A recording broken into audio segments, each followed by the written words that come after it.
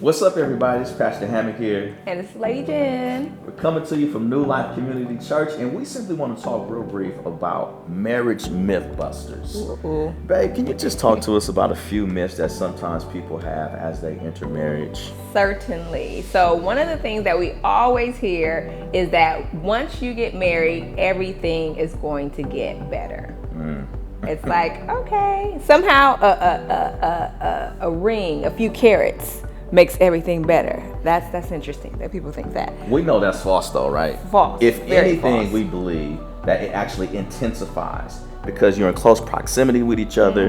You're in each other's space all the time. So if you don't handle it before you say I do, you're going to have to handle it after you say I do. Yep, exactly. Yeah, give me another myth, babe. It's another myth out there. Sure. And here it is, that everything good in our relationship is going to get better as a result of marriage. Yep.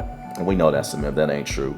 I truly believe, we believe that joy, fulfillment, satisfaction in any marriage, sustained periods of joy, it requires intentionality. Just because it once was good, don't mean it's going to stay good. Oh no. Right? We got to put in some work to make sure that the marriage stays good. Definitely. I'm even thinking about fruit and produce, how even though when you brought it home it was all good, but let a few days go by, those strawberries get moldy, that meat starts stinking. And so if you don't put it in the right environment, if you don't protect it, That's if you good. don't really give it the sunshine that your marriage really needs, it's going to spoil. So we just really encourage people to, have that intentional dating. Make sure you guys spend time together, especially if y'all got kids.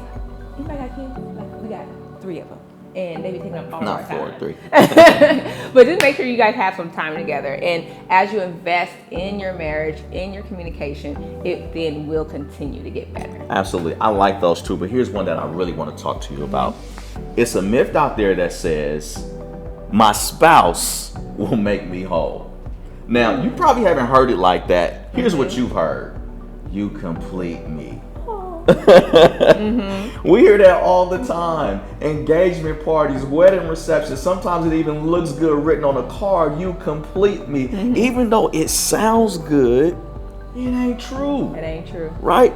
Listen to this. When God says that you are more than a conqueror, when he calls you an heir and joint heir of Christ Jesus, when he says you can do all things through Christ who strengthens you, he's speaking directly to the individual, not the person who's had their last name changed, right? Not the one who has actually put a ring on it as a couple. No, he's talking to the individual. Right. So when he knew you before you were formed in your mother's belly, he's talking to that individual. He's speaking to the individual who he made in his image and his likeness. Right. I think this is what I want to tell the people today, babe. What you want to tell them? Is that 1 is a whole number. Amen.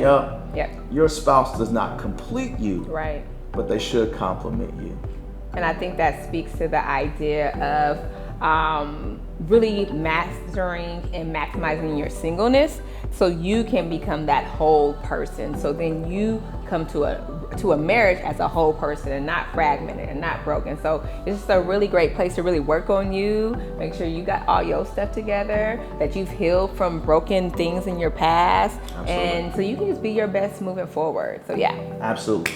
A half a person married to another half person equals a half relationship. You are whole by yourself. We love you. Be encouraged.